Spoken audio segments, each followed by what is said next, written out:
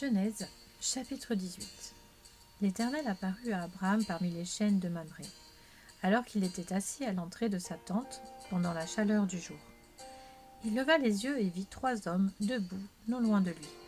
Quand il les vit, il courut depuis l'entrée de sa tente à leur rencontre et se prosterna jusqu'à terre. Il dit : « Seigneur, si j'ai trouvé grâce à tes yeux, ne passe pas loin de ton serviteur.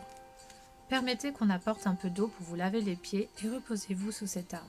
J'irai prendre un morceau de pain pour vous restaurer, puis vous continuerez votre route, car c'est pour cela que vous passez près de votre serviteur. » Ils répondirent : « Fais comme tu l'as dit. » Abraham s'empressa d'aller trouver Sarah dans la tente et dit : « Prends vite 22 litres de fleur de farine, pétris-la et fais des gâteaux. » Abraham courut à son troupeau, prit un veau tendre et bon et le donna à un serviteur qui se dépêcha de le préparer. Il prit encore du lait caillé et du lait avec le veau qu'on avait préparé, et il les mit devant eux. Il se tint lui-même à leur côté sous l'arbre, et ils mangèrent. Puis ils lui dirent : « Où est ta femme, Sarah ?» Il répondit : « Elle est là, dans la tente. » L'un d'eux dit : « Je reviendrai vers toi à la même époque, et ta femme Sarah aura un fils. » Sarah écoutait à l'entrée de la tente derrière lui. Abraham et Sarah étaient vieux, d'un âge avancé, et Sarah ne pouvait plus espérer avoir des enfants. Elle rit en elle-même en se disant : « Maintenant que je suis usée, aurai-je encore des désirs ? Mon Seigneur aussi est vieux. » L'Éternel dit à Abraham : « Pourquoi donc Sarah a-t-elle ri en se disant : Est-ce que vraiment j'aurai un enfant, moi qui suis vieille ? Y a-t-il quoi que ce soit d'étonnant de la part de l'Éternel ? Au moment fixé, je reviendrai vers toi à la même époque, et Sarah aura un fils. » Sarah mentit en disant : « Je n'ai pas ri, car elle eut peur. » Mais il dit : « Au contraire, tu as ri. » Ces hommes se levèrent pour partir en se dirigeant du côté de Sodome. Abraham les accompagna pour les reconduire. Alors l'Éternel dit : « Cacherai-je à Abraham ce que je vais faire ?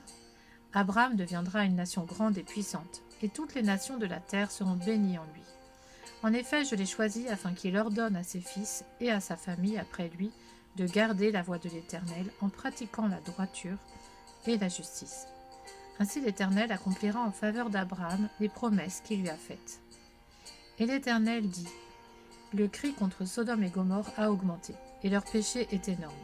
C'est pourquoi je vais descendre et je verrai s'ils ont agi entièrement d'après le bruit venu jusqu'à moi.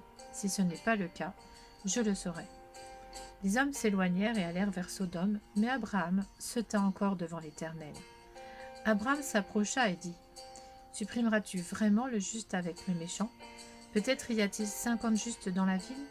Les supprimeras-tu aussi et ne pardonneras-tu pas à cette ville à cause des 50 justes qui sont au milieu d'elle ? Faire mourir le juste avec le méchant, si bien que le sort du juste serait identique à celui du méchant ? Cela ne correspond certainement pas à ta manière d'agir. Celui qui juge toute la terre, n'appliquera-t-il pas le droit ? L'Éternel dit : « Si je trouve à Sodome 50 justes, je pardonnerai à toute la ville à cause d'eux. » Abraham reprit : « Voici que j'ai eu l'audace de parler au Seigneur, moi qui ne suis que poussière et cendre. Peut-être, à ces 50 justes, en manquera-t-il 5. Pour 5, détruiras-tu toute la ville ? » L'Éternel dit : « Je ne la détruirai pas si j'y trouve 45 justes. » Abraham continua de lui parler et dit : « Peut-être s'y trouvera-t-il 40 justes ? » L'Éternel dit : « Je ne lui ferai rien à cause de ces 40. » Abraham dit : « Que le Seigneur ne s'irrite pas et je parlerai. Peut-être s'y trouvera-t-il 30 justes ? » L'Éternel dit : « Je ne lui ferai rien si j'y trouve 30 justes. » Abraham dit : « Voici que j'ai eu l'audace de parler au Seigneur. Peut-être s'y trouvera-t-il 20 justes ? » L'Éternel dit : « Je ne la détruirai pas à cause de ces 20. » Abraham dit : « Que le Seigneur ne s'irrite pas, et je ne parlerai plus que cette fois. Peut-être s'y trouvera-t-il 10 justes ? » L'Éternel dit : « Je ne la détruirai pas à cause de ces 10 justes. » L'Éternel s'en alla lorsqu'il eut fini de parler à Abraham, et Abraham retourna chez lui. Genèse, chapitre 19. Les 2 anges arrivèrent à Sodome vers le soir. Lot était assis à la porte de la ville. Quand Lot les vit, il se leva pour aller à leur rencontre et se prosterna le visage contre terre. Puis il dit : « Mes seigneurs, entrez donc chez votre serviteur pour y passer la nuit. Vous vous laverez les pieds, vous vous lèverez de bon matin, puis vous poursuivrez votre route. » « Non, répondirent-ils, nous passerons la nuit sur la place. » Mais Lot insista tellement auprès d'eux qu'ils le suivirent et vinrent chez lui. Il leur prépara un festin, fit cuire des pains sans levain et ils mangèrent. Il n'était pas encore couché que les habitants de la ville, les habitants de Sodome, entourèrent la maison, depuis les enfants jusqu'aux plus âgés. Toute la population était accourue. Ils appelèrent Lot et lui dirent : « Où sont les hommes qui sont entrés chez toi cette nuit ? Fais-les sortir vers nous pour que nous couchions avec eux. » Lot sortit vers eux à l'entrée de la maison et ferma la porte derrière lui. Il dit : « Mes frères, je vous en prie, ne faites pas le mal. J'ai ici 2 filles qui sont vierges. Je vous les amènerai dehors et vous leur ferez ce qui vous plaira. Seulement ne faites rien à ces hommes puisqu'ils sont venus s'abriter sous mon toit. » Ils dirent : « Pousse-toi. » Ils ajoutèrent : « Celui-ci est venu séjourner chez nous en étranger, et il veut faire le juge ? Eh bien, nous te ferons pire qu'à eux. » Ils poussèrent violemment Lot et s'avancèrent pour briser la porte. Cependant, les hommes tendirent la main, firent rentrer Lot vers eux dans la maison et fermèrent la porte.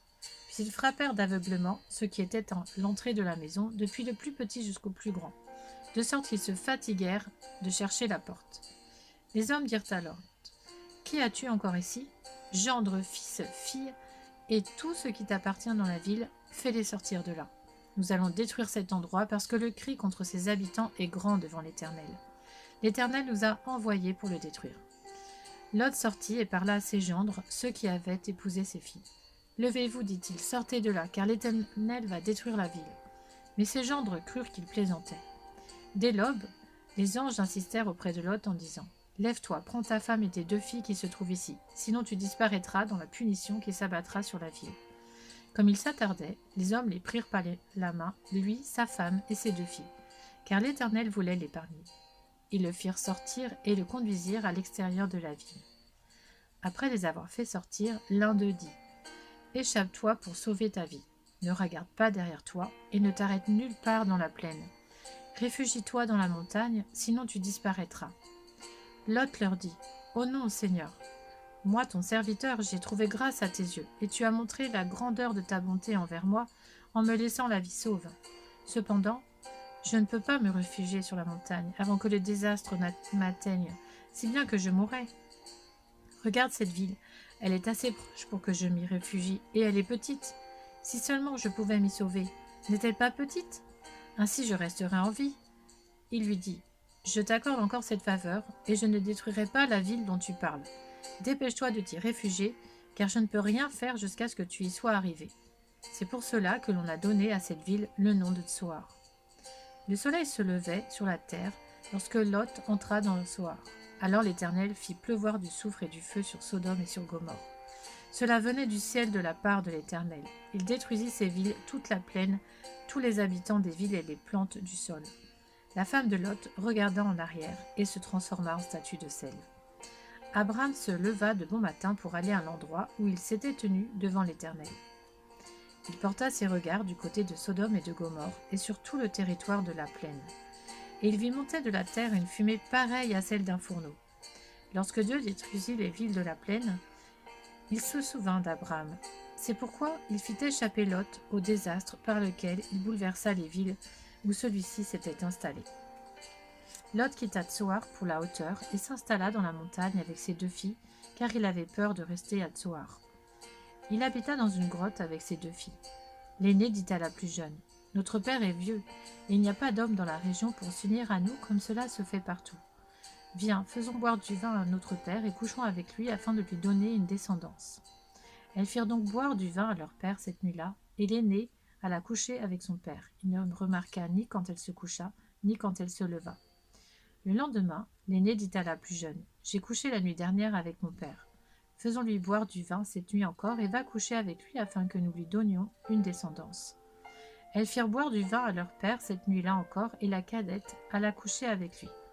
Il ne remarqua ni quand elle se coucha, ni quand elle se leva.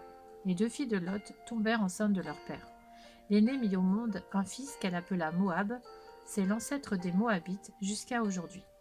La plus jeune mit aussi un fils au monde, et elle l'appela Ben-Ammi. C'est l'ancêtre des Ammonites jusqu'à aujourd'hui.